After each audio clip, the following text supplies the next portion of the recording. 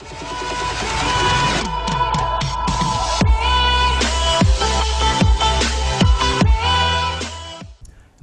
स्वागत आप सभी का हमारे यूट्यूब चैनल संस्कृत सरस्वती पर। मैं रामकुमार शास्त्री आप सभी संस्कृत प्रेमी अनुरागियों का हार्दिक स्वागत और अभिनंदन करता हूं।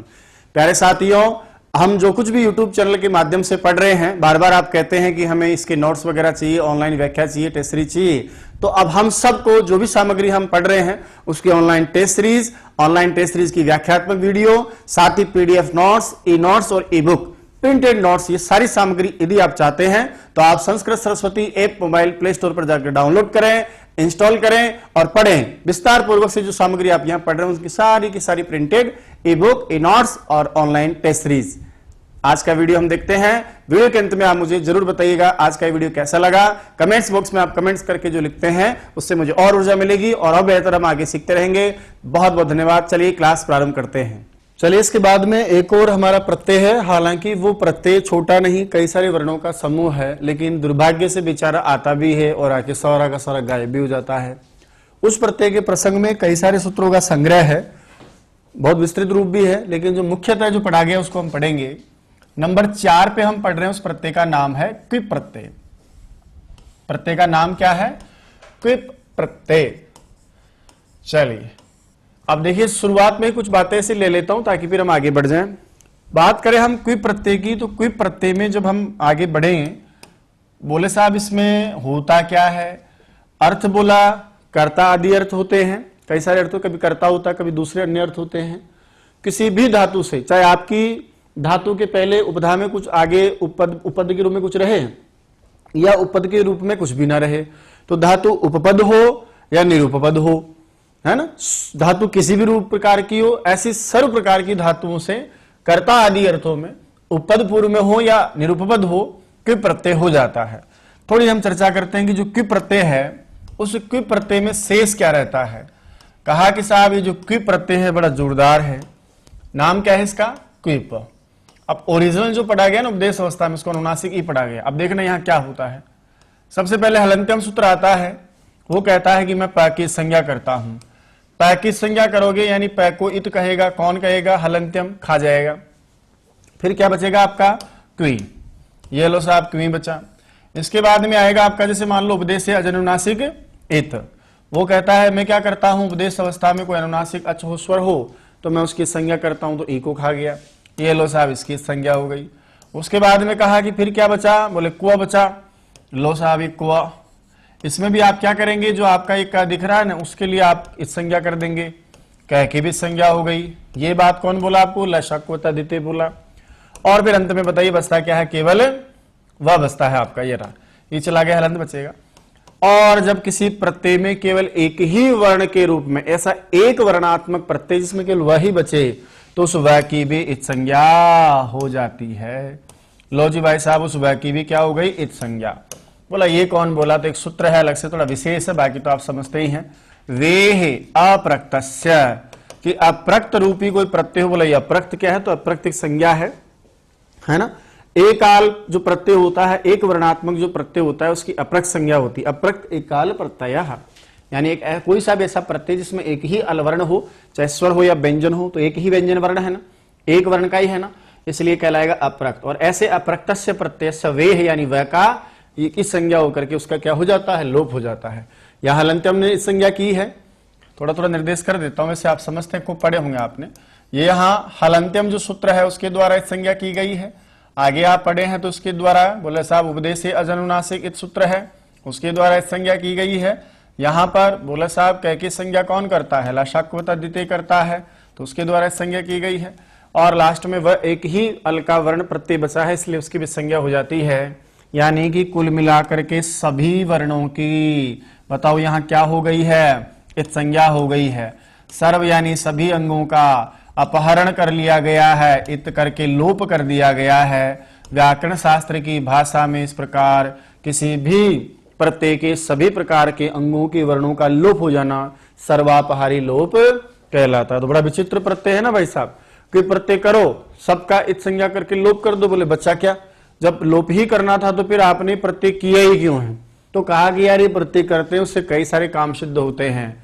ये प्रत्यय करने पर वो शब्द आपका प्रातिपदिक कहलाता है। यानी जब भी आप क्विप प्रत्यय लगा दोगे, क्विप प्रत्यय करने से वो आपका क्या कहलाता है, प्रातिपदिक कहलाता है। यानी कोई भी जो प्रत्यांत बनेगा वो आपका शब्द होगा, और उस शब्द की बराबर बताइए कौन सी संज्ञा हो जाती है, प्रातिपदिक संज्ञा हो जाती है। प्रातिपदिक संज्ञा करने से उसकी आगे जाकर सुअवजस करने के बाद वो पद बनाया जा सकता है। प्रातिपदिक संज्ञा को मान करके कई सारे काम भी किए जाते हैं। नंबर दूसरी बात सुनिएगा, दूसरा काम ये होता है कि इस क्विप प्रत्यय में पकार की संज्ञा है, ककार की संज्ञा है। ककार की संज्ञा हुई ना, कै भी चला गया, वकार की तो वित्त कितने सारे हैं इसमें, बताओ कितने सारे। कैकित संज्ञा हो गई तो क्या कहलाएगा, ये कित प्रत्यय कहलाएगा। और आप सब पढ़े हैं, विस्तार से आप सीखे हैं, किसी प्रत्यय में क और ng की संज्ञा हो जाए, यानी वो प्रत्यय कित और ङित हो, तो वहां पर बताइए गुण वृद्धि का क्या हो जाता है, निषेध हो जाता है। इसलिए जब जब भी हम इस प्रत्यय का प्रयोग करेंगे, उस प्रत्ययांत धातु में, यानी जिस भी धातु से ये करेंगे, उस धातु को न तो गुणकारी होगा, चाहे वो उपधा में गुण हो चाहे अंत में गुण हो, ना वृद्धि का कार्य होगा, और वृद्धि का कार्य उपधा में चाहे अकार को अतुपदय का वृद्धि कार्य हो, चाहे अंत में चूर्णिति का वृद्धि कार्य हो। फिर हम कोई वृद्धि कार्य नहीं करते हैं। बोला ये बात कौन बोला, तो इसके लिए हम सूत्र पढ़े हैं, किंगिति च। क्या पढ़ते हो, किंगिति च। कहा कोई ऐसा कित और ङित कृत प्रत्यय पर में हो तो वहां धातु में अंत में उपधा में कोई गुण वृद्धि के कार्य नहीं होते हैं। तीसरी बात, यहां आपने क्विप में पै की भी संज्ञा की है ना, तो बताओ जिसमें पै की संज्ञा हो जाती है वो क्या कहलाता है, वो पित प्रत्यय कहलाता है। और पित प्रत्यय पर में हो तो ऐसी धातु जिनके अंत में ह्रस्व स्वर हो, ह्रस्व स्वर का मतलब ए ई उ री री स्वर हो, ऐसी ह्रस्व स्वर अंत वाली धातु से तुक का आगम हो जाता है। किसका आगम हो जाता है, तुक का। और तुक में क्या बसता है, तुक बसता है। लीजिए साहब, ऐसी ह्रस्व स्वर अंत वाली कोई धातु हो तो वहां पर किसका आगम हो जाता है, तुक आगम हो जाता है। बोले कब होगा, जब कोई ह्रस्व स्वरांत धातु होगी, यानी ह्रस्व स्वर अंत वाली कोई धातु हो तभी होगा, ऐसे तो नहीं होगा। लीजिए साहब, बोले ये बात कौन बोला गुरुजी, तो कहते हैं भैया को पढ़े थे हम, सूत्र का नाम था ह्रस्वस्य पिति कृति, तो कहता है ह्रस्व स्वर अंत वाली कोई धातु हो और ऐसा कोई प इत्संज्ञ वाला कृत प्रत्यय, कृति का मतलब कृत प्रत्यय पर में हो, तो वहां पर बताइए उस धातु से क्या हो जाता है, तुक आगम हो जाता है। हो गया क्या। तुक में क्या है, कै की संज्ञा है, कित है, ये हमेशा धातु का क्या होगा, अंतावयव होगा। सुने हो ना, आद्यंतो टकितौ। अब आप तो उन्नत संस्कृत पढ़ने वाले हैं, बहुत सारी चीजों तो आपके संस्कार में वैसे ही चलनी चाहिए। तुक आगम में कै की संज्ञा होती है, कित आगम हमेशा धातु का अंतावयव होता है, और यदि आप इसको टित करते तो फिर वो आद्यंतो टकितौ से आदि अवयव हो जाता है, इसलिए धातु के पीछे जाकर के सेट हो जाएगा। उदाहरण के लिए मान लीजिए ऐसी कोई धातु मेरे पास में आ जाती है, जैसे मेरे पास में धातु है जैसे श्रु, और श्रु धातु से क्या करूंगा मैं, क्लिप करूंगा भैया, निर्देश है मुझे इस धातु को, तुक आगम होगा, तुक में क कित होता है, इसलिए धातु का अंतावयव आकर के, और ये देखिए श्रु धातु के बाद ये तुक आगम आप करते हैं, तुक का तय रहता है, क्लिप का सर्वाभारी लोभ हो जाता है, और ये देखिए आपका ये क्या हो जाता है, श्रुत, इस प्रकार से बन जाता है। समझ में आ रही मेरी बात। चलो बढ़े आगे। तो के प्रत्यान प्रातिपदिक संज्ञा होने के कारण वहां प्रातिपदिक संज्ञा होती है, सुजौ आदि की उत्पत्ति होती है और पद बन जाता है। कित प्रत्यय होने के कारण गुण वृद्धि का निषेध कौन बोला, किंगिति च बोला। ये आपका पित प्रत्यय है, पकार संज्ञा होती है, प अंत में है, इसलिए पित प्रत्यय होने से ह्रस्व स्वर अंत वाली कोई धातु हो, ऐसी धातु से आप वहां पर तुक का आगम कर लेंगे और अपने प्रयोग कर लेंगे। और भी बहुत सारे प्रयोजन हैं, बहुत सारे कार्य होते हैं, वृश्च भ्रश्च आदि से सत्व कार्य आते हों, आगे जाकर के कई सारे काम इससे करते हैं। अब इसके उदाहरणों में देखो अलग अलग प्रयोग बताए गए, फिर भी दो चार जो मुख्य प्रयोग हैं आपकी परीक्षा की दृष्टि से, वैसे इसका विस्तार है, ध्यान रहे, बहुत सारी जगह क्विप होता है प्रयोजन के हिसाब से, क्योंकि क्विप प्रत्यय को निमित्त मान करके, पित्त को निमित्त मान करके, व को वित्त को निमित्त मान करके, या क को कित को निमित्त मान करके बहुत सारे कार्य होते हैं। जैसे अर्थ पढ़े हम सामान्य सूत्रों के हिसाब से चलेंगे। पहला हम सूत्र पढ़ रहे हैं, इसका नाम है क्विपचा। क्या लिखा है, क्विपचा, सूत्र ही है आपका ये। क्विप प्रत्यय करने के लिए पहला सूत्र जो हम पढ़ रहे हैं उसका नाम क्या है, क्विपचा। चलिए साहब पहला सूत्र हम पढ़ देते हैं। कौन सा है पहला सूत्र आपका, तो उसका नाम है क्विपचा। पहले सूत्र का नाम क्या है, क्विप च का मतलब और बोला कौन सा प्रत्यय हो जाए, बोला क्विप प्रत्यय हो जाए। तो अब आप लिख दिए सूत्र का नाम क्विप च। क्या नाम दिया सूत्र का आपने, क्विप च। क्या कहता है, कहता है भाई साहब कर्ता आदि जितने भी आपके अर्थ आपने पढ़े हैं ना, उन सभी अर्थों में ले लूं यहां पर मैं, लो साहब कौन से अर्थों में, बोले कर्ता आदि, यानी एक कर्ता मात्र नहीं, कर्ता आदि जितने भी आपने पढ़े हैं ना उन सभी अर्थों में। पहली बात तो ये कर्ता आदि अर्थों में।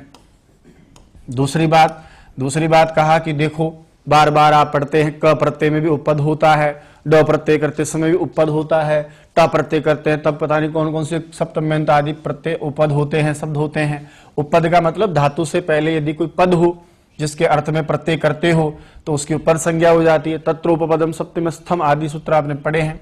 चलिए तो कर्ता आदि अर्थों में, उसके बाद में कहा कि चाहे वो धातु होगा तो किससे, वो धातु से। अब वो चाहे धातु आपकी उपपद वाली हो यानी पहले कोई पद लेकर के आती हो, या फिर वो निरुपपद हो यानी बिना उपपद वाली हो, किसी भी रूप में हो भाई साहब सर्व धातु से ही हो जाता है। कोई सी भी धातु, कोई कंडीशन नहीं है, कोई बीमारी नहीं है। लो सर्व धातु लिख देता हूं मैं, है ना, सभी धातुओं से हैं, चाहे धातु कैसी हो। सर्व का मतलब ये नहीं सारी धातु में उठा लो और क्विप कर लो कि चलो जी भाई आपके क्विप लगा के लाते हैं।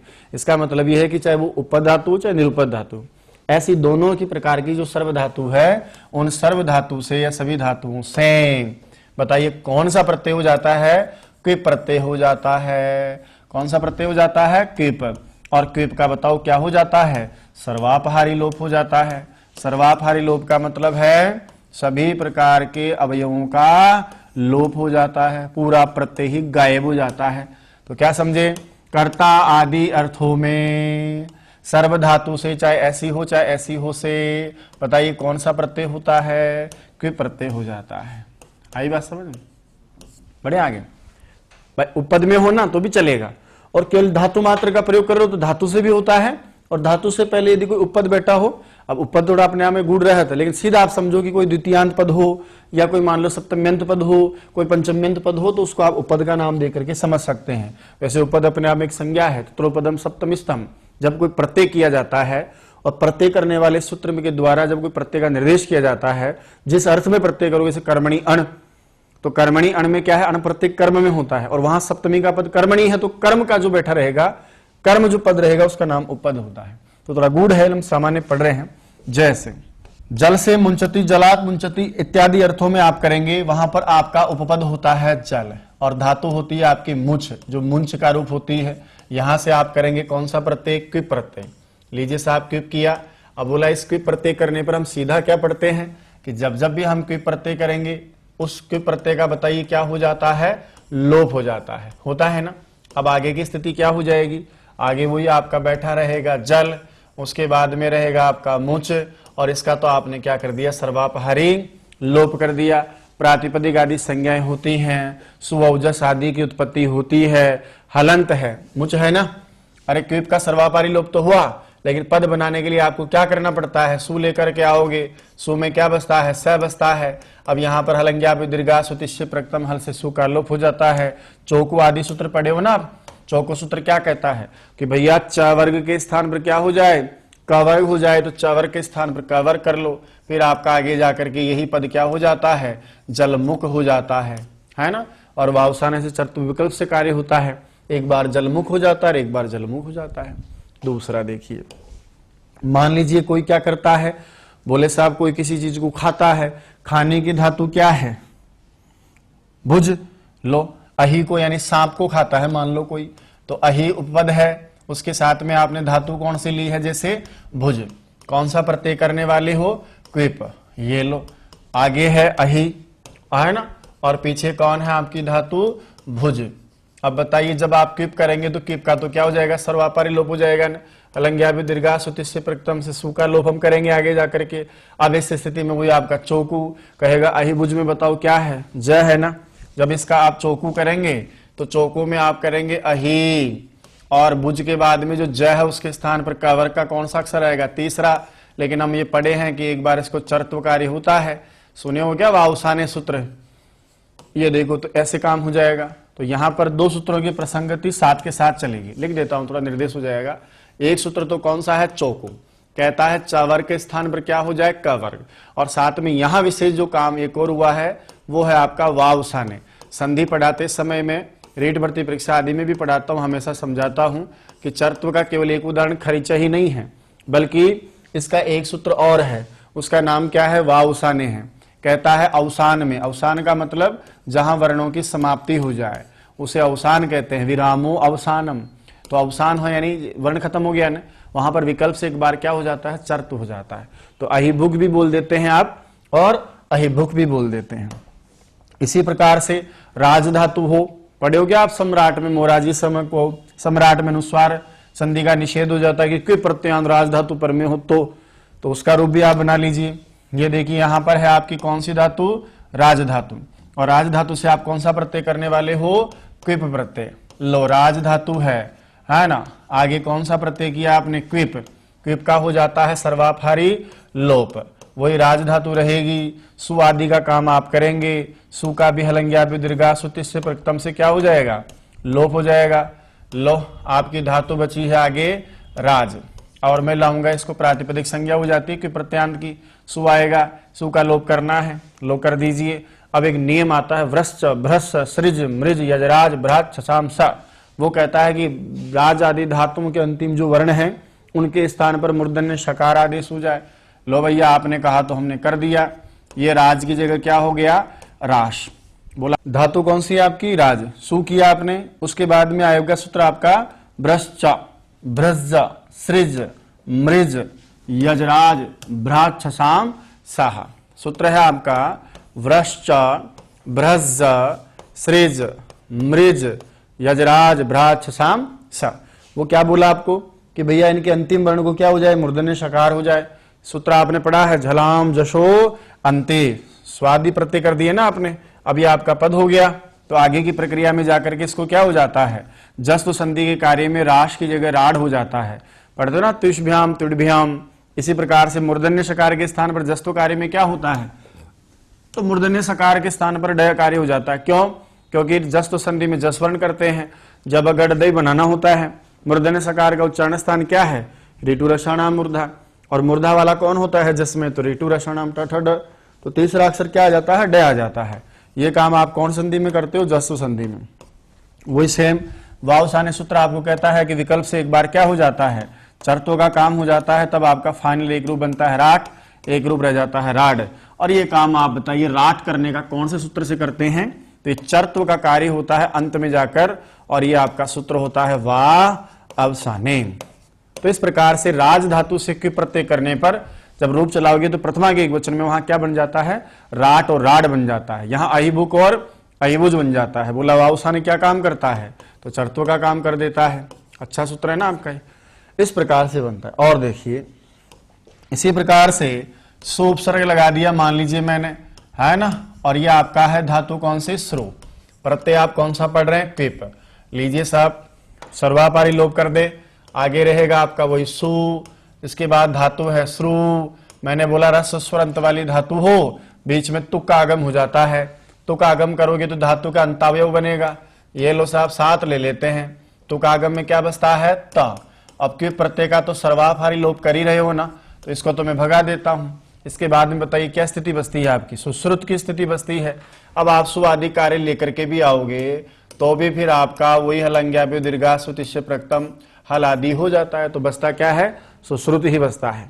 इसी प्रकार से और कुछ उपपद आगे हो तो भी धातु से क्विप प्रत्यय हो जाते हैं, केवल नाम मात्र में ले लेता हूं और आगे बढ़ जाता हूं।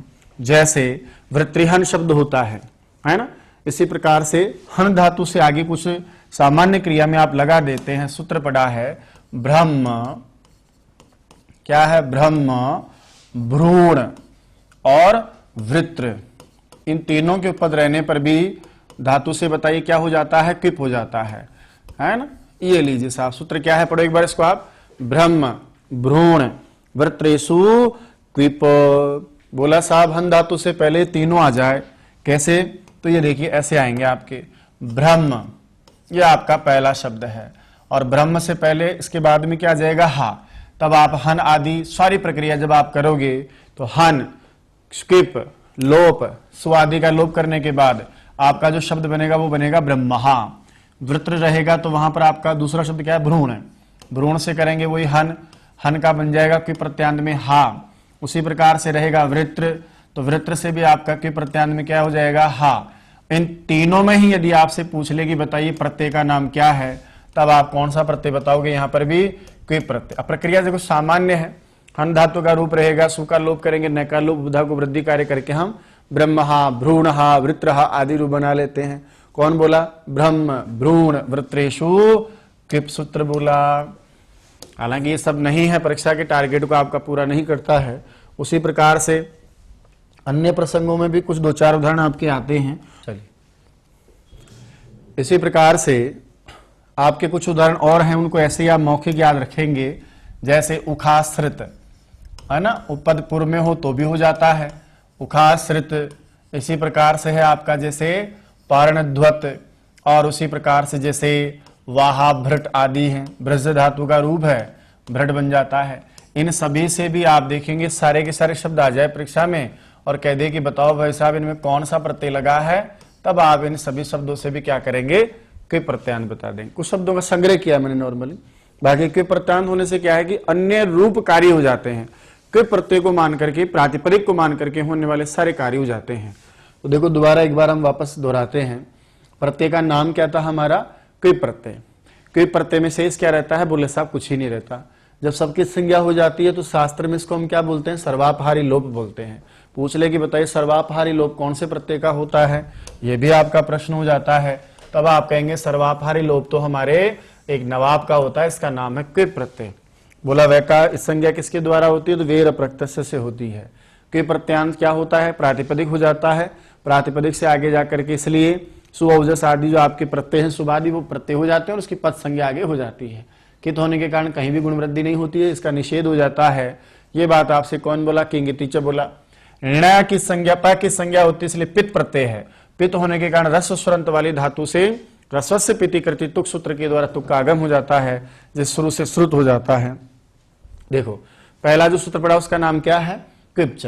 कर्ता आदि अर्थों में चाहे उपपद पहले हो चाहे ना हो, तो निरुपपद हो चाहे उपपद हो, सभी प्रकार की धातु से क्वी प्रत्यय आप कर देते हैं। लेकिन बदकिस्मती से सर्वापहारी लोप हो जाता है। जैसे जलमुख से आप करेंगे तो जलमुख बनेगा, अहिबुक से आप करेंगे तो अहिभुक अहिबुक ऐसा बन जाएगा, राज से आप करेंगे तो राट राड ऐसा बन जाता है। इसी प्रकार से श्रु धातु से करेंगे तो श्रुत या सुश्रुत बन जाता है। आप कहेंगे साहब वी से बनाओ, विश्रुत बन जाएगा। ब्रह्महा, भ्रूणहा, वृत्रहा आदि में भी बताइए कौन सा प्रत्यय है। अब ब्रह्म, भ्रूण और वृत्र उपपद है, हन धातु से क्यों प्रत्यय करोगे तो हा रूप बनेगा, ब्रह्म भ्रूण वृत्रेषु के। उसी प्रकार से उखाश्रित, पर्णध्वत, वहाभृट आदि जो सृज धातु है उससे, ध्वंस धातु है उससे, और ब्रज धातु उससे, सभी से आप यहाँ कौन सा प्रत्यय बताएंगे, क्वी प्रत्यय बताएंगे। तो जनरली परीक्षा में क्वी प्रत्यय का जहां तक है, मेरा अनुभव बता रहा हूं मैं आपको, जहां तक आपको क्वी प्रत्यांत शब्द का कोई उदाहरण परीक्षा में आपको नहीं देगा, क्योंकि बहुल प्रकार से क्वी प्रत्यय के सूत्र बहुत सारे दे रखे हैं और उन सभी सूत्रों में कोई विशेष कार्य क्विप को मान करके ही होता है। बस क्विप प्रत्यय का अपने आप में उस धातु के साथ में, चाहे उपपद के साथ धातु आए चाहे बिना उपपद के आए, तो उस क्विप प्रत्यय के जुड़ाव से धातु में कोई विशेष वो देखा नहीं जाता, क्विप प्रत्यय की उपस्थिति रहती नहीं है। क्विप को निमित्त मान करके बहुत सारे काम व्याकरण शास्त्र में होते रहते हैं अलग अलग जगह, कभी पित मानकर कभी कित मानकर आदि, इसलिए इस प्रत्यय को कहीं न कहीं आपके पाठ्यक्रम में जोड़ा है। चलिए आगे बढ़ते हैं। कृत प्रत्ययों के प्रसंग में ही अब हमारे पास में कुछ ऐसे प्रत्यय बचे हैं जो एक जैसे दिखाई देंगे। क, ट, ड, तीन ऐसे प्रत्यय हैं जो वास्तविक रूप से एक व्यंजन और स्वर, और तीनों प्रत्ययों में भी आगे व्यंजन फिर एक अस्वर का पाठ किया गया। क से अ क, ट से अ ट और ड से अ ड। इन प्रत्ययों का हम अध्ययन करते हैं। चलिए वापस स्टार्ट करते हैं। अगला अपना संख्या में आ जाएगा 5वें नंबर का प्रत्यय का नाम है क प्रत्यय। देखो ये एक प्रत्यय भी है आपका क प्रत्यय। कौन सा है प्रत्यय आपका, क प्रत्यय। स्टार्ट करते हैं। क प्रत्यय की सामान्य संरचना हम करें तो बताओ किससे होगा। भाई कृत प्रत्यय है तो निश्चित रूप से आपका ये प्रत्यय बताओ किससे होने वाला है, धातु से। अब किस किस अर्थों में होता है तो वो हम आगे पढ़ेंगे। वैसे सामान्य आपको बता दूं ज्यादा से ज्यादा ये कर्ता के अर्थ में ही होता है। हालांकि कहीं कहीं घर आदि अर्थों में भी आप करोगे, लेकिन सबसे ज्यादा लगभग 90% ये प्रत्यय किस अर्थ में आपका प्रयोग किया जाता है, कर्ता के अर्थ में किया जाता है। तो धातु से कर्ता अर्थ में बताइए कौन से प्रत्यय का प्रयोग कर रहे हैं? क प्रत्यय का प्रयोग आप कर रहे हैं। अब क प्रत्यय की हम बात करें कि साहब क प्रत्यय में बसता क्या है, तो क प्रत्यय में जो शेष रहता है ककार की संज्ञा हो जाती है, शेष रहेगा केवल आपका का। और ये देखिए क में ले गया लशक्व तद्धिते, तो क में क की संज्ञा होने के बाद में क्या शेष रहेगा? अ। बोला साहब वो कहाँ चला गया? तो क की तो इस संज्ञा हो जाएगी ना, ककार की संज्ञा बोले कौन करेगा? अरे भाई सूत्र है हमारे पास में, कौन सा वाला? लशाक्व तद्धिते। कौन सूत्र है? लशकु अतद्धिते। तद्धित भिन्न प्रत्ययों में रहने वाले ल श और कावर की बताइए इस संज्ञा का जिम्मा किसने संभाल रखा है? आपके लशक तद्धिते ने संभाल रखा है। लो कर्ता अर्थ में होने वाले का प्रत्यय में, कर्ता के अर्थ में होने वाले का प्रत्यय में का की संज्ञा करने वाला सूत्र बताइए कौन सा है आपका? लशक्व तद्धिते। अब मैंने कहा कि ये लो साहब क प्रत्यय हम करेंगे किसी भी अर्थ में, मान लो जैसे कर्ता के अर्थ में हम कर रहे हैं, वहां पर आपका अ बचेगा, ककार की संज्ञा होने पर वो आपका क्या कहलाएगा? कित कहलाएगा। अरे जैसे ही आप कित संज्ञा करोगे तो क्या कहलाएगा? कित। और कित को मान करके तो भाई साहब कई सारे कार्य होते हैं। जैसे ही आपने इसको कित कहा और कित को मान करके होने वाले कार्य दिमाग में आ जाने चाहिए। बोला साहब वो कौन कौन से कार्य हैं? तो सबसे पहला कार्य मोटा कार्य बोलते हैं इसको हम। सबसे पहला कार्य है गुण वृद्धि निषेध। जब भी कोई प्रत्यय कित या अंगित होता है तो वहां पर न तो गुण कार्य किया जाता है और ना ही वृद्धि का कार्य धातु को किया जाता है, चाहे इगुपद का काम हो, चाहे अधुपद का काम हो, चाहे इगंत का काम हो। ना तो वहां हम गुण करेंगे ना वृद्धि करेंगे। बोला ये काम कौन करता है? तो सूत्र है हमारे पास में किंगितीचा। कौन है? किंगितीचा। एक बात तो आपकी ये है। चलो मातापुड़ी खत्म हुई, जैसा का जैसा है वैसा अ जोड़ देंगे पीछे। दूसरी बात, जब इस प्रत्यय का प्रयोग आप करेंगे कित हो जाएगा ना, और कित को मान करके एक छोटा सा काम होता है, कोई भी आकारांत धातु होगी, कौन सी धातु जिसके अंत में क्या होगा? आ अंत में होगा। ऐसी आकारांत धातु के अंतिम जो आ है उसका क्या हो जाएगा? आ का लोप हो जाएगा। यानी जो अंतिम आ स्वर रहेगा ना उस आ स्वर का क्या हो जाएगा? लोप हो जाएगा। यानी जो भी कोई आपकी अंतिम आकारांत धातु मिलेगी उसका हम लोप कर देंगे। बोले ये कौन बोला? तो लिखा है आतो लोपाह। आतो लोपाह, विसर्ग का लोप हो जाता है क्योंकि आगे विपरीत स्वर विद्यमान है एटीचा। क्या लिखा है? एटीचा। पढ़िएगा इसको एक बार। आतो लोप ये कहता है स्वर से प्रारंभ होने वाला यदि कोई कित प्रत्यय हो। अब स्वर से प्रारंभ होने वाले का मतलब क्या? प्रत्यय में बसता ही क्या है? अ। तो यही प्रारंभ है, यही अंत है, यही मध्य है।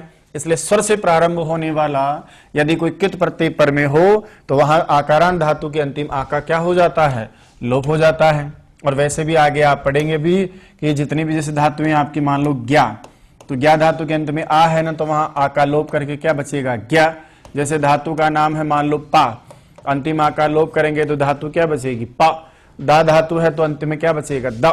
इस प्रकार से धातु के अंत में चाहे दा धातु हो, चाहे आपकी स्था धातु हो, चाहे आपकी मला धातु हो, चाहे ग्ला धातु हो, चाहे ज्ञा धातु हो, इन सभी धातुओं के अंतिम आ का क्या हो जाता है? लोप हो जाता है। नंबर 3, आपने अक्त, अक्तवतु, किति आदि कत्वा लेप आदि प्रत्यय में पढ़ा होगा। एक विशेष कार्य नंबर 4 होता है धातु को संप्रसारण का कार्य। धातु को कौन सा कार्य होता है? संप्रसारण का कार्य होता है। धातु को संप्रसारण कार्य हो जाता है। कहा संप्रसारण क्या है? कहा जी संप्रसारण तो एक नाम है, संज्ञा है। बोला कौन करता है? तो सूत्र लिखा है इज्ञानाः संप्रसारणम, इज्ञानाः संप्रसारणम, इज्ञानाः संप्रसारणम। क्या कहता है ये कहता है कि जब हम यण वर्णों के स्थान पर वापस इक बना दें, क्या हो कि जब हम इक यण संधि पढ़ते हैं तो हम क्या सीखते हैं? इको यणची। क्या कहता है? इक वर्णों के स्थान पर ए और इलरी वर्णों के स्थान पर क्रमशः यण वर्ण हो जाए, यवरल वर्ण हो जाए। लेकिन यहाँ क्या करते हैं? हम उल्टा कर देते हैं। उल्टे से मेरा मतलब है कि जो यण वर्ण है उन यण वर्णों को वापस बताइए क्या बना दिया जाता है? इक बना दिया जाता है। अब यण वर्ण कौन है? य, व, र, ल। प्योर व्यंजन आदेश हुआ था अर्धमात्रिक। इन सभी वर्णों को वापस यदि मैं क्या बना दूं? इक बना दूं। तो यण संधि का जो उल्टा कार्यक्रम होता है उस विपरीत कार्यक्रम का नाम ही संप्रसारण करना होता है। तो यण को वापस क्या बना रहे हो आप? इक। जबकि वहां क्या बना रहे थे आप? इक को यण बना रहे थे, अब उल्टा कर दिए हम, तो यह वापस किस में कन्वर्ट हो जाएगा, तो यह की जगह वापस ई आ जाएगा, वह की जगह वापस ऊ आ जाएगा, र की जगह वापस जो है री आ जाएगा। और ये सौभाग्य तो आपको वैसे भी कभी मिलेगा नहीं, लेकिन मान लो कि ल लिखा हो धातु में तो फिर वहां पर आप रे कर दोगे। ये नियम हम संप्रसारण का नियम कहते हैं। तो संप्रसारण क्या है, यण वर्णों के स्थान पर या वर्ल के स्थान पर वापस इक बना देना संप्रसारण कहलाता है। लेकिन संप्रसारण करने वाला सूत्र ध्यान रहे ये नहीं है, संप्रसारण का कार्य जो करता है वो आपका सूत्र है संप्रसारण करने वाला, वची स्वपी यजादि नाम किति। सूत्र लिखा है वची स्वपी यज आदि नाम, क्या कित परते प्रमेय हो कोई, तो इन सभी धातुओं को क्या होता है, संप्रसारण का कार्य होता है। अब संप्रसारण तो आप समझ ही गए होंगे, यानी इन धातुओं में यदि कोई आपको यणवर्ण दिखाई दे तो उन यणवर्णों के स्थान पर हम क्या कर देते हैं, वापस एक वर्ण बना देते हैं। जैसे मान लो दिखाई है, मैं इसी को ले लेता हूं पोस्टमार्टम के लिए। जैसे मेरे पास में धातु क्या है, वच है, इसमें धातु क्या है, स्वप है, और यहाँ पर धातु क्या है, यज है। वैसे हम लोग ये सब जगह पढ़ते ही हैं, फिर भी कहा कि वच धातु में आगे जाकर संप्रसारणाच्च से पूर्व भी हो जाता है, लेकिन सीख रहे हम थोड़ा, पूर्व भी हो जाता है। कैसे करते हैं हम, वच में बताइए कोई यण की है क्या वर्ण दिखाई दे रहा है हमको, व, तो व के स्थान पर क्या हो जाएगा, उ, और जो व में अ है और वो उ और अ मिलकर के पूर्व हो जाता है, सूत्र है संप्रसारणाच्च। थोड़ा सीधा पढ़ देता हूं कि व की जगह वैसे भी उ दिखेगा तो उच हो जाएगी, स्वप में बताओ स तो रहेगा ही, व के स्थान पर उ हो करके फिर उ और अ मिलकर के उ रह जाएगा तो वहां सुप हो जाती है। यज धातु में क्या दिखाई दे रहा है, यह, और यह बताओ किसका रूप होता है, ई का। अब यह में भी तो अ है ना, वो ई और अ मिलकर के पूर्व रूप संप्रसारणाच्च सूत्र है, उससे वापस क्या हो जाएगी, धातु आपकी इज हो जाएगी। वस की जगह उस हो जाता है, वद की जगह उद हो जाता है, वप की जगह उप हो जाता है, इसी प्रकार स्वी की जगह शु हो जाता है, जा की जगह जी। इस प्रकार से संप्रसारण का कार्य होता है। अब कहीं कहीं मिलेगा एक धातु आएगी आपकी ग्रह, घर के अर्थ में वहां क प्रत्यय करोगे, इसलिए इसको मैं बता रहा हूं, तो उसका नाम ही ले लेता हूं ताकि हम अच्छा समझ लें। जैसे धातु का नाम क्या है, ग्रह। अब इसमें आपको क्या दिख रहा है, र दिख रहा है ना, तो र बताओ वापस से जाएगा संप्रसारण की प्रक्रिया में, तो र की जगह क्या हो जाएगा, री। तो ये देखो र की जगह री, और धातु क्या हो जाएगी आपकी गृह। जैसा कि आप गृहीतः, गृहीतवान, गृहीत्वा आदि में कर चुके हैं। तो चार काम मैंने आपको विशेष बताए हैं यहाँ पर। नंबर 1, कित होने के कारण गुण वृद्धि नहीं होगा कहीं पर भी। नंबर 2, आकारांत धातु को कित प्रत्यय पर में होने के कारण स्वर से प्रारंभ होने वाला कित प्रत्यय है, इसके कारण यहाँ धातु के अंत में विद्यमान आ का लोप कर लेंगे हम, आतो लोप इटिच। उसके बाद में है अपना धातु को संप्रसारण का कार्य भी होता है। कौन सा कार्य होता है, धातु को यहाँ पर संप्रसारण का कार्य भी होता है। ये तीसरा काम आप धातु को यहाँ कर लेते हैं। संप्रसारण क्या है, बोला इक यण संप्रसारणम, यण वर्णों के स्थान पर एक वर्ण बना देना संप्रसारण है। तो यण को वापस इक कर देना, या वर्ल को वापस ई उर इलरी कर देना। और संप्रसारण करने वाला सूत्र कौन सा है, तो उसके लिए लिखा है वची स्वपी यजादि नाम किति, कि वच स्वप यज आदि, और भी है इसमें गण है, ये सब धातुओं का संग्रह किया गया है। तो हम मूल जो हमारा काम है एक ग्रह धातु में, उसको हम गृह बना लेंगे, बाकी तो आपको सौभाग्य मिलेगा ही नहीं। अब हम सूत्रों की सहायता से चलते हैं कि भाई साहब ये क प्रत्यय कर्ता कौन है, इसके लिए हमें सूत्र पढ़ना पड़ेगा। और हम प्रारंभ करते हैं सूत्र परंपरा में। सबसे पहला सूत्र जो लिखा है हमारे लिए, नाम है उसका एक उपधज्ञा, एक उपध ज्ञा प्री की राह। लीजिए साहब, और आगे सूत्र कौन, प्रत्यय कौन सा कर रहे हैं आप, कह। पढ़िएगा क्या लिखा है, इगुपदज्ञा प्री की राह कह, इगुपदज्ञा प्री की राह कह। पढ़िए सूत्र का नाम क्या है, इगुपदज्ञा प्री की राह कह। पीछे पीछे जो क लिखा है वो तो क्या है, प्रत्यय का नाम है। कहां कहां होगा ये प्रत्यय, उसके लिए आपको आगे व्यवस्थाएं दे रखी हैं। आइए स्टार्ट करते हैं। सबसे पहले कहा कि ऐसी धातुएं जिसकी उपधा में क्या हो, एक उपधा में हो। तो एकद उपधा वाली कोई धातु हो, उस एक उपधा वाली धातु से बताइए कौन सा प्रत्यय करेंगे, का प्रत्यय करेंगे, है ना। बोला एक उपधा का मतलब, अब देखो उपधा को बार बार बोल रहा हूं मैं, अलो अंत्यात पूर्व उपधा, अंतिम वर्ण से जस्ट पहले का अक्षर क्या कहलाता है, वर्ण क्या कहलाता है, उपधा वर्ण कहलाता है। और वहां जो सेकंड लास्ट बोलते हैं हम उसको वो सेकंड लास्ट वर्ण बताओ क्या होना चाहिए, या तो ई होना चाहिए, ऊ होना चाहिए। ले लेता हूं चलो मैं थोड़ा जिज्ञासा के लिए कि इक का मतलब है ए, ऊ, रे और री। ये चार वर्णों में से कोई सा भी एक वर्ण कहां हो, उपधा में हो। उपधा मतलब सेकंड लास्ट अक्षर आपका इनमें से कोई होना चाहिए। जैसे 6 वर्ग की बोल में लास्ट बोल छठी, सेकंड लास्ट बोल कौन सी है, 5वीं। तो अंतिम से दूसरा चलेंगे इधर। जैसे इसी को पकड़ लेता हूं, एक अंतिम वर्ण व्यंजन कौन है, क, इससे जस्ट पहले कौन है, ई, ये उपधा कहलाएगा। इसी प्रकार सूत्र में क्या है, सु, स, उ, ता, र, अ, तो उपधा में कौन है, लास्ट वाला अ, उससे जस्ट पहले क्या है, र, वो आपका उपधा है। इसी प्रकार कह में क्या है, तो अंतिम वर्ण कौन है, विसर्ग, विसर्ग से जस्ट पहले क्या है, अ, फिर उससे पहले क्या है, तो अ उपधा में है। चलें नंबर 2, इसके बाद में दूसरी धातु कौन सी पड़ी है आपकी, ज्ञा। कहा ज्ञा धातु से भी, और कहा बोले कौन सी धातु, बोले प्री धातु, बोले इस धातु से भी, और किरह में आपकी दीर्घ ऋकारांत धातु है जिसका नाम क्या है, क्री।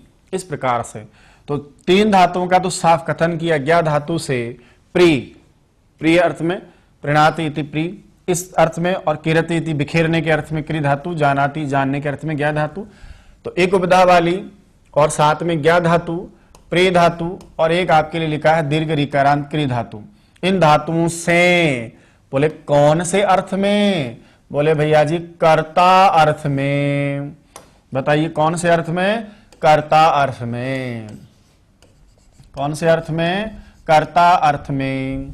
कौन सा प्रत्यय आप करने वाले हैं, बोला क प्रत्यय हो जाता है इन सभी धातु से कर्ता के अर्थ में, चाहे एक उपधा वाली धातु हो, अभी पढ़ाऊंगा मैं आपको, या फिर ज्ञा हो, या प्री धातु हो, या दीर्घ ऋकारांत क्री धातु हो, इन सभी धातुओं से बोला कौन सा प्रत्यय हो जाता है, बोला जी यहाँ क प्रत्यय हो जाता है। क में क्या शेष रहता है, बोला जी अ शेष रहता है। और क्या क्या करोगे, अजी अंत में आ आएगा, आ गया, लोप कर दूंगा।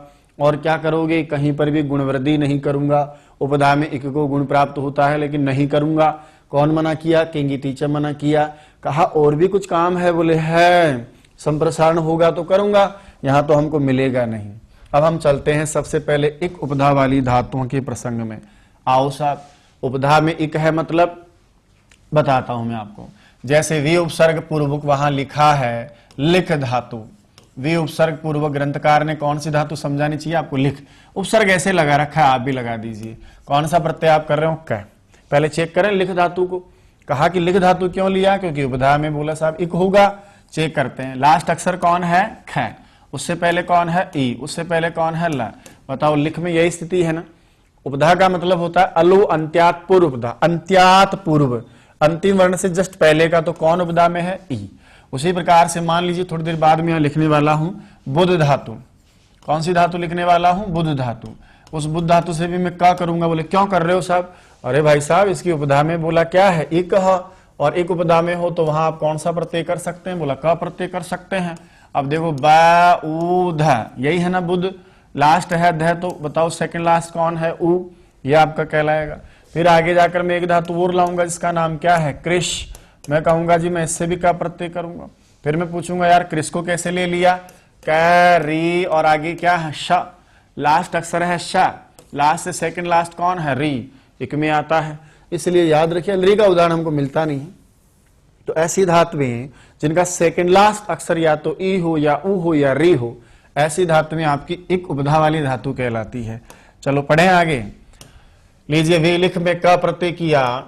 अब उपसर्ग तो अपनी जगह बैठा रहेगा। मेरा मन था कि उपधा में गुण करके मैं लिख की जगह लेख बना लूं, लेकिन मुझे इसकी इजाजत मिली नहीं।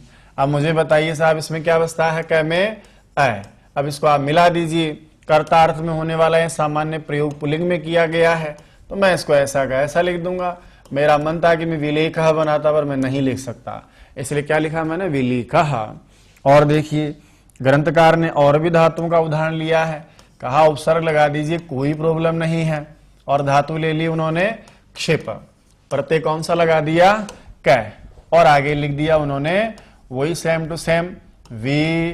उपधा में बताओ क्षिप में ही है ना भैया जी, क में क्या बसता है, अ, और ये आपका पद बना दिया पुल्लिंग। बोला साहब क्या बनेगा, तो क्षिप का जब घय करते हो क्षेप बनाते हो आप, लेकिन यहां ऐसा नहीं होगा, इसलिए क्या बन जाएगा, विक्षिपाह। उसी प्रकार से और देखिएगा बुध है, आगे आपने प्रत्यय कौन सा लगाया, क। बताइए बुध का तो बुध ही रहेगा ना, का प्रत्यय में क्या बचेगा आपके लिए, अ बचेगा। जोड़ दीजिए। ये देखिए साहब, जब इसमें जोड़ेंगे पीछे कुछ करना ही नहीं है, हलंत धातु थी, ध में अ मिला, आपका शब्द क्या बन गया, बुधः बन गया। और देखो ऋकार उपधाय वाली धातु कौन सी ली मैंने, कृष लिया है। जब कृष को कृष रखेंगे तो कृषि हो जाएगा। यहां भी बुध से बोध करने का मन था लेकिन मना कर दिया, गुण नहीं करूंगा। कृष में भी ये देखिए शकारांत धातु है, का में अवस्था है, ऐसा का ऐसा जोड़ दिया और ये आपका शब्द क्या बन गया, कृषः। सभी जगह गुण करने का मन तो था पर मैं गुण नहीं कर सका। बोले क्यों नहीं कर सका, क्योंकि यहां मना है। ये जितनी भी धातुएं आप पढ़े हो ना, सारी की सारी धातुएं क्या है, इगुपद के उदाहरण है। और इगुपद में ना तो मैंने गुण किया और ना ही मैंने वृद्धि की है, क्योंकि दोनों का ही क्या हो जाता है, निषेध हो जाता है। कौन बोला, किंगितीच बोला। तो विलिक से विलिका, विक्षिप से विक्षिपा, बुध से क्या बना, बुधाह, और कृष से क्या बना, कृषः। इस प्रकार से आपके रूप बन जाते हैं, है ना। अब देखिए बोला था साहब इनके अलावा कुछ धातुओं का पाठ भी किया गया है। ज्ञा, प्री, क्री कहते हैं जानाति इति, जानता है। इस अर्थ में हम लेते हैं कौन सी हमारी क्रिया है, ज्ञा धातु। तो जानाति इति, जानता है, जानने वाला है, जानाति इति। बताइए धातु कौन सी है आपकी, ज्ञा। कौन सी है, ज्ञा। और यहां पर बताइए हम क्या लेंगे, प्रत्यय आपका का ले लें। अब यहां उपसर्ग भी ले सकते हो, ध्यान रहे, आपका मन करे हम सामान्य रूप बना रहे हैं। भाई आपको तो यही बोला ना कि इन धातुओं से भी आप क्या प्रत्यय कर लीजिए। चलिए हम करते हैं, आगे बनाते हैं। ज्ञा धातु ले लिया, जाना जानने के अर्थ में होता है, क्या प्रत्यय का प्रयोग आपने किया। अब मुझे कुछ याद आ रहा है, बताओ क्या प्रत्यय में क्या बसता है, अ। और मैंने कहा था कि कोई आकारांत धातु हो तो वहां आतोलोपेटी च। बताइए स्वर से प्रारंभ होने वाला है ना, तो यहां पर हम क्या करेंगे, आकालोप कर देंगे। अब बचा केवल ज्ञ, पीछे है अ, मिला तो सकते हो ना। लॉजिक ज्ञ में अ मिला दिया, कर्तार्थ में पुल्लिंग रूप बना लिया और ये मेरा रूप बन गया ज्ञः। तो कै में तो हमेशा ही आकालोप, ज्यादातर धातु में भी आपकी आकारांति आएगी। इसी प्रकार से प्री धातु है, बोला प्रीणाति, क्या लिखा है, प्रीणाति, प्रसन्न करता है या प्रसन्न होता है। इति धातु का नाम क्या है, प्री। और उसके बाद प्रत्यय कौन सा कर रहे हैं आप, का। अब देखो यहां पर भी प्रक्रिया काफी अच्छी खासी चलेगी। कहते हैं धातु का नाम क्या था, प्री, का प्रत्यय में क्या बसता है, अ। अब यहां एक नियम है, अचि स्नु, स्वर वाला कोई प्रत्यय हो, स्वर आदि प्रत्यय पर में हो तो वहां यूरी अंग वंगौ, ऐसा एक नियम है। उसके अनुसार क्या होता है, ये जो प्री धातु में आप देख रहे हो ना, पा में री, इसके स्थान पर क्या हो जाता है, इयंग आदेश हो जाता है। इयंग में क्या बसता है, ईय बसता है। ये लो साहब यहां क्या है आपका प्र, ये तो आपका प्र, और वो जो ई है उस ई के स्थान पर क्या हो गया, इयंग हो गया है। मिला दें वापस इसको, तो स्थिति क्या हो जाएगी, उसको मैं आगे ले लेता हूं। चलिए प्र, इयंग, अ, और उसके बाद में मिला दूं थोड़ा इसको वापस में। लो साहब प्र में क्या मिला आपकी बार, ये मिल गया आपका ई, ये आपका बन गया प्रिय। और उसके बाद में बताइए क्या बनाने वाले हो, अ, यही बनाने वाले हो ना। ये लीजिए साहब प्रिय अ, और उसके बाद में इसमें मिला दीजिए। ये आपका शब्द देखो थोड़ा अलग ही बन गया। बताइए क्या शब्द बन के तैयार हो गया, प्रियः। ये आपका बन गया प्रियः, प्रियः। बोला ये काम कौन से सूत्र ने किया, सूत्र लिखा है अचि स्नु धातु भ्रुवाम योरि अंग वंगौ। काफी छोटा सूत्र है, यहां लिख देता हूं, है ना रे भैया। अचि स्नु धातु, अचि स्नु धातु भ्रुवाम युवो, युवो रियंग वंगौ, रियंग वंगौ। ये वाला है सब छोटा सा, ठीक है। तो इस सूत्र के द्वारा क्या होता है, इयंग आदेश हो जाता है। तो प्र में आगे क्या जुड़ेगा, ईय, बन गया प्रिय, और अ कै प्रत्यय का अ जोड़ दिया तो आपका शब्द क्या बन गया, प्रियः। जो प्रसन्न करता है वही तो आपका प्रिय होता है, ठीक है। और देखिए साहब किरति इति, बिखेरता है। बिखेरने की एक धातु है, क्रिया रूप होता है जिसका नाम है क्री। तो किरति, वैसे वो तो क्री का रूप क्या बनता है, करोति इति बनता, लेकिन ये दीर्घ ऋकारांत धातु, इसका मतलब बिखेरना होता है। तो किरति इति, अब देखिए आपकी मूल धातु क्या है, दीर्घ ऋकारांत है। आगे आप प्रत्यय कौन सा कर रहे हैं, क प्रत्यय कर रहे हैं। अब जब क प्रत्यय आप करोगे तो यहां पर भी एक छोटा सा सूत्र आता है, रेता इत धातो। वो कहता है दीर्घ ऋकारांत वाली धातु को ir आदेश हो जाता है। मैं थोड़ा ले लेता हूं आगे, पहले एक बार ये लीजिए साहब, आपने यहां कर लिया है क्री, प्रत्यय में क्या बचा, अ। अब वो क्या कहता है कि जो दीर्घ ऋकारांत आप देख रहे हो ना, उस दीर्घ ऋकारांत की जगह कौन सा आदेश हो जाता है, इर। आगे स्थिति क्या हो गई, अ। सूत्र का नाम है रिदित धातो हो। अब आप कैसे बनाओगे, क में इर जुड़ेगा, ये आपका बन गया किर। अब र हलंत है, आगे इसमें अ जोड़ोगे तो फिर बताइए आपका पद क्या बन जाएगा, किराह। तो फाइनल आपका रूप बन गया है, ये लिख दिया मैंने किराह, मतलब बिखेरने वाला, ऐसा कुछ होता है। और वो जो सूत्र आपका है जिसकी जिज्ञासा आपके मन में चल रही है वो है आपका रीत इत धातो हो, रीत इत धातो हो गया। तो इस प्रकार से यहां पर कार्य होता है। तो विशेष जो आपका परीक्षा में आने वाला आप समझ गए होंगे, एक तो आपका जो सबसे पहला एक उपपद में दिया है विलिख, और उसके बाद में जो सबसे इंपॉर्टेंट है ना यहाँ पर आपका वो प्रिय, और दूसरा इंपॉर्टेंट उदाहरण कौन सा है आपका, किराह। बोले प्रिय धातु से जब आप बनाएंगे तो वहां क्या करना, ईयंग आदेश करके प्रिय बना लेना, और दूसरा बोला क्री धातु से आप करोगे तो इर। अच्छा, कत प्रत्यय जब आप करते हो, अक्तवतु प्रत्यय आप करते हो तो वहां क्या बनाते हो, कीर्ण, दीर्घ ऋकारांत ईर आदेश कर देते हो ना, क्योंकि उसी ईर को आगे जाकर के दीर्घ आदेश भी हो जाता है। यहां दीर्घ आदेश नहीं होता है क्योंकि आगे कोई हल वाला प्रोग्राम है नहीं, स्वर है, इसलिए उसको इर का इर ही रहता है। तो यहाँ किर, और वहां कीर्ण जीर्ण, जबकि यहाँ रहता है रस्व ईवर वाला किर, क्योंकि इसको दीर्घ आगे रोरुदय आदि सूत्र वहां पढ़ते हो ना दीर्घ करने के लिए, वो यहाँ नहीं होता है। तो क्री को किर बना करके किरह, और प्रिय को प्रिय बना करके प्रिय, इस प्रकार से हो जाता है। वापस आ जाओ एक बार, सूत्र है पहला हम पढ़े हैं, एक उपधा प्रिय किरह कहा। क्या बोला, एक उपदा वाली कोई धातु हो, जैसे बुधा, लिका, क्षिपाह, और ज्ञा प्रिय और क्री, इसलिए ज्ञा से ज्ञा, प्रिय से प्रिय, क्री से किराह, इस प्रकार से वहां क प्रत्यय हमने किया है। समझ रहे हो मेरी बात को। चलिए इसके बाद हम आगे बढ़ते हैं, दूसरा सूत्र इसी क्रम में हम पढ़ रहे हैं। दूसरा सूत्र है पहला, एक उपदज्ञा प्रिकिरह कहा। दूसरा देखो आप, दूसरा सूत्र कहता है आकारांत को समर्पित, तो पूरा का पूरा ही आकारांत धातुओं के पीछे पड़ गया। कहता है आतश्चोपसर्गे, आतः च उपसर्गे, आतश्चोपसर्गे। अलग अलग करें सूत्र को, थोड़ा अच्छा समझ में आएगा हमारे। कहते हैं सूत्र का नाम क्या है, आतश्चोपसर्गे। लो साहब अलग अलग करके समझते हैं थोड़ा। सबसे पहले लिखा है आत, और उसमें आपने विभक्ति लगा करके आतः बना रखा है। उसके बाद में लिखा च, और उसके बाद में लिखा है उपसर्गे। सूत्र क्या कहता है आपसे, आत में तपरकरण किया गया है। तपरकरण इसलिए किया गया ताकि आप बात को समझ जाएं, यानी रस्व अकारांत से मतलब नहीं है। आपने इसको तपरकरण इसलिए किया है ताकि केवल दीर्घ आका ही बोध आप कर सकें। तो इसलिए अर्थ क्या निकलेगा, केवल दीर्घ आकारांत कोई धातु हो, उपसर्ग यानी साथ में उपसर्ग लेकर आई हो। च का मतलब उसी कर्ता के अर्थ में यहां पर भी क प्रत्यय हो जाता है। थोड़ा विधिवत तरीके से यदि हम अर्थ पढ़ें तो आते का मतलब दीर्घ आकारांत, लेकिन साथ में क्या लेकर के आई हो, उपसर्ग। तो उपसर्ग सहित, रहित नहीं है, ध्यान रहे, रहित आगे होगा। उपसर्ग सहित कौन सी वाली धातु हो, दीर्घ आ अंत वाली या दीर्घ आकारांत केवल धातु हो। आकारांत न लिया जाए इसलिए वहां पर तपरकरण करके आपको बता दिया है, ठीक है। पंचम्यंत भी आप मान सकते हैं उसको।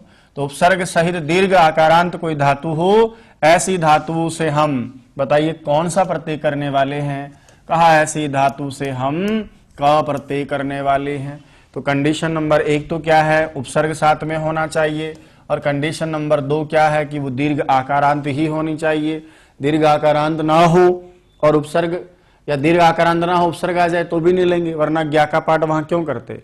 कहा कि मुझे ज्ञा धातु के साथ साथ में और भी आकारांत धातु चाहिए, लेकिन वो आकारांत धातु मुझे उपसर्ग के साथ चाहिए। इसलिए जब उपसर्ग के साथ में कोई दीर्घ आकारांत धातु चाहे कोई सी भी हो, वो यदि उपसर्ग के साथ आती है तो वहां क्या प्रत्यय करेंगे। अब इतना तो आप समझ गए ना कि क्या प्रत्यय में बताइए क्या बसता है, अ। अब एक छोटी सी सूचना, हालांकि हम लिखा दिया मैं प्रस्तावना, फिर भी सुनिएगा।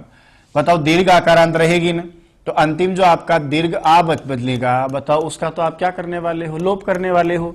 क्योंकि मैंने आपको बताया है कि आकारांत धातु से क प्रत्यय परे रहते आतो लोप इटीजा सूत्र से क्या हो जाएगा भाई साहब, लोप हो जाएगा। तो लगाते जाओ आकारांत धातु, हम आकार लोप करते जाएंगे, आगे उपसर्ग रहेगा। कैसे, आओ। बोला अर्थ कौन सा है, तो ये याद रखना सब कर्ता अर्थ का ही मामला है। यहां पर भी जो आप प्रत्यय करने वाले हो वो कर्ता के अर्थ में होगा। किस अर्थ में, कर्ता अर्थ में। कौन से अर्थ में, कर्ता के अर्थ में। अब अर्थ पूरा हो जाएगा ना आपका आराम से कि कर्ता के अर्थ में उपसर्ग के साथ में कोई दीर्घ आकारांत धातु हो तो वहां पर क प्रत्यय का प्रयोग किया जाएगा। कैसे, ये देखिए ग्रंथकार ने जो लिखा है वो आपके लिए परीक्षा में इंपॉर्टेंट है, ध्यान रहे इस बात का। चले लेते हैं, अभी आपने ज्ञा धातु पढ़ी है, उसका अलग से पाठ कर लिए, लेकिन ज्ञा धातु के साथ यदि मैं उपसर्ग लगा दूं तो वैसे भी हो जाएगा। ये देखिए कोई सुष्टु जानाते, कोई अच्छा जानता है, ये मैंने सु उपसर्ग ले लिया, लो, और साथ में कौन सी धातु ले ली, ज्ञा, और प्रत्यय कौन सा कर दूंगा, क। बताइए होगा कि नहीं होगा। तो ज्ञा धातु को तो मैंने वैसे भी वहां लिया है, यहां पर भी ले सकता हूं, अलग से लूंगा तो भी हो जाएगा, उपसर्ग के साथ भी। तो ज्ञा क्या है कि वीआईपी है, आकारांत धातु है, वीआईपी है। चलो आगे बढ़ाते हैं। अब बताइए आगे सु तो उपसर्ग रहेगा, और ज्ञा धातु में आ का मैंने बोला आपको लोप हो जाएगा, उधर कै में क्या बचेगा, अ बचेगा। अब तो आपको दिक्कत आनी ही नहीं चाहिए, दोनों के स्थान पर जब आप लिखेंगे तो ये देखिए आपका सु ज्ञा आधा रहे उसमें मिला आ, और आपका शब्द क्या बन गया, सुज्ञः। जो अच्छा जानता है, बढ़िया जानता है, सही प्रकार से जानता है, उसको आप क्या कहते हैं, सुज्ञः कहते हैं। क्या कहते हैं, सुज्ञः कहते हैं। जो थोड़ा अच्छा जानता है, जरूरी थोड़ा ना कि सु उपसर्ग लगाऊं, मेरी मर्जी है, मैं दूसरा उपसर्ग भी लगा सकता हूं। अब लगाओ साहब वी, वही धातु कौन सी बोले साहब, ज्ञा, और प्रत्यय कौन सा लगा रहे हैं हम, का। आकारांत धातु है, उपसर्ग के साथ आई तो आता है च उपसर्गे, का प्रत्यय लगा दीजिए। ये लो अब की बार मैंने लगाया वी, वही धातु ज्ञा में आकार लोप कर दिया तो ज्ञ। इधर आप देखेंगे का प्रत्यय में क्या बचता है, केवल अ। हो गया ना भाई साहब, जोड़ो वी, उपसर्ग आगे रहेगा, धातु में आकार लोप कर दिया, और पीछे आपने अ जोड़ करके क्या बना दिया, विज्ञः। इसी प्रकार अनभिज्ञः, इसी प्रकार अनुज्ञः, ऐसे शब्दों में बना लीजिए। और देखिए जैसे आपकी धातु है स्था, उपसर्ग लगाना पड़ेगा पर, बोला साहब ये देखिए प्र उपसर्ग पूर्वकात, कौन सी धातु है, स्थायी धातु, आकारांत आदेश हो जाएगा, स्था हो जाएगी। अब आकारांत धातु में आपने क्या कर लिया, का प्रत्यय कर लिया, उपसर्ग तो उपसर्ग ही रहेगा ना, लेकिन स्था धातु की आका क्या कर देंगे, लोप कर देंगे। पीछे का में क्या बचता है, अ। जोड़ो देखे क्या बनेगा, बोलो उपसर्ग है आगे प्र, और आगे क्या है, स्था, ये बन गया प्रस्था। सुने हो। और देखो समस्था भी बन सकता है ना भाई, जैसा आप चाहो बना सकते हो। इसी प्रकार से जैसे धातु है आपकी ग्ला, ये लो सु, और ग्ला धातु और मला धातु दो धातुएं हैं, सु भी ले लीजिए, मला भी ले लीजिए। लो वैसे मलाई होती है हकीकत में धातु, ग्ला धातु का रूप भी हकीकत में क्या होता है, ग्लई होता है, तो इसका भी ग्ला होता, लिख देता हूं मैं। ओरिजिनल धातु क्या होती है आपकी, ग्लई, लेकिन ग्लई को आदेश उपदेश असिति पढ़े हो ना, तो ग्ला हो जाता है। धातु है आपकी मलई, लेकिन आदेश उपदेश असिति, धातु को आकारांत आदेश हो जाता है तो ग्ला ग्लई की जगह ग्ला, और मलई की जगह क्या हो जाएगी, मला हो जाएगी। दोनों ही धातुएं प्रसन्नता के अर्थ में आती हैं, यानी इनका अर्थ क्या होता है, प्रसन्नता अर्थ होता है। तो एक धातु आपकी ग्ला, एक धातु मला, हमें तो आकारांत से ही बना ली हमने। अब हम प्रत्यय कर रहे हैं इसे क, इससे भी हम कर रहे हैं क। कैसे कर दिए, बोले भाई साहब उपसर्ग लगाया मैंने आगे, जो अच्छी तरह से प्रसन्न होता है। आगे उपसर्ग क्या है, सु, ग्ला के आका करेंगे लूप, ओ लो साहब, और इसके बाद में क्या है, अ, मिलाओ। इसी तरह से सु, आगे क्या करेंगे, मला, आका करेंगे लूप, क्या में बचेगा अ, बनाओ शब्द क्या बनेगा, सु से जोड़ेंगे तो सुगला है, और बताइए मला से जोड़ेंगे तो सुमलाह। दोनों ही धातुओं को साथ पढ़ा गया है, लिखा है ग्ला और मला, दोनों ही धातु में प्रसन्नता हर्ष लिखा हुआ, हर्ष अर्थ में इसका प्रयोग होता है। तो बताओ सुज्ञा से सुज्ञः, विज्ञा से विज्ञाः, प्रस्था से प्रस्थाः, सुगला से सुगलाः, सुमला से सुमलाः। बोला साहब ग्रंथकार ने जो लिखा है वो इंपॉर्टेंट है। अब ग्रंथकार ने क्या लिखा आपके लिए, विशेष सुज्ञः और प्रस्थाः लिखा है। तो आप भी इन दो धातुओं का विशेष अभ्यास करें, समझे इनको, पढ़े इनको। कौन बोला आपको ये, आता च उपसर्गे। तो आकारांत धातु से पहले उपसर्ग हो तो वहां का प्रत्यय किसी भी धातु के साथ में आप जोड़ सकते हैं। यहां मैं विशेष काम जो सब में करता आ रहा था, वो यदि मैं आपसे पूछ लूं बताइए कौन सा था, तो आप कहेंगे साहब अंतिम जो आ है उस आ का बताओ क्या कर रहे हैं, बार बार लोप कर रहे हैं। और मैं पूछूं ये लोप करने का अच्छा काम कौन कर रहा है, बताया ना मैंने आपको प्रस्तावना में, आतो लोप इटीच, इटीच है ना। स्वर से प्रारंभ होने वाला कोई कित प्रत्यय पर में हो तो धातु के अंतिम आ को, आकारांत धातु के अंतिम आ का लोप हो जाता है, इसलिए ज्ञा से ग्यह है ना, फिर ज्ञा से गह, स्था से स्थः, ग्ला से ग्लह, मला से मलाह। तो दोस्तों ये थी आज की क्लास, एक नए अंदाज में, एक नए विषय वस्तु के साथ, एक नए तरीके के साथ। आशा करता हूं आज का वीडियो आपको बहुत अच्छा लगा होगा। आज की क्लास आपकी प्रतियोगी परीक्षा के लिए बहुत लाभदायक रहेगी। दोस्तों ये वीडियो कैसा लगा, वास्तविक आपका अनुभव कैसा रहा, ये कमेंट्स बॉक्स में आप मुझे कमेंट करके जरूर बताएंगे। आपके कमेंट्स को पढ़ करके मैं जवाब दूंगा, और भी हम बहुत सारी अच्छी अच्छी चीजें पढ़ते रहेंगे, सीखते रहेंगे। आपके कमेंट्स से मुझे जो ऊर्जा मिलती है, यकीन मानिएगा आने वाली क्लासें और भी जोरदार होंगी, आपके लिए जो वास्तव में फायदेमंद रहेंगी। रेट और सीटेट या कोई भी सीट परीक्षा होगी उसमें हम बहुत अच्छे प्राप्त करेंगे। बने रहिएगा चैनल के साथ। जय तो संस्कृतम, जय तो भारतम। तो दोस्तों ये थी आज की क्लास, एक नए अंदाज में, एक नए विषय वस्तु के साथ, एक नए तरीके के साथ। आशा करता हूं आज का वीडियो आपको बहुत अच्छा लगा होगा। आज की क्लास आपकी प्रतियोगी परीक्षा के लिए बहुत लाभदायक रहेगी। दोस्तों ये वीडियो कैसा लगा, वास्तविक आपका अनुभव कैसा रहा, ये कमेंट्स बॉक्स में आप मुझे कमेंट करके जरूर बताएंगे। आपके कमेंट्स को पढ़ करके मैं जवाब दूंगा, और भी हम बहुत सारी अच्छी अच्छी चीजें पढ़ते रहेंगे, सीखते रहेंगे। आपके कमेंट्स से मुझे जो ऊर्जा मिलती है, यकीन मानिएगा आने वाली क्लासें और भी जोरदार होंगी, आपके लिए जो वास्तव में फायदेमंद रहेंगी। रेट और सीटेट या कोई भी सीट परीक्षा होगी उसमें हम बहुत अच्छे प्राप्त करेंगे। बने रहिएगा चैनल के साथ। जय तो संस्कृतम, जय तो भारतम।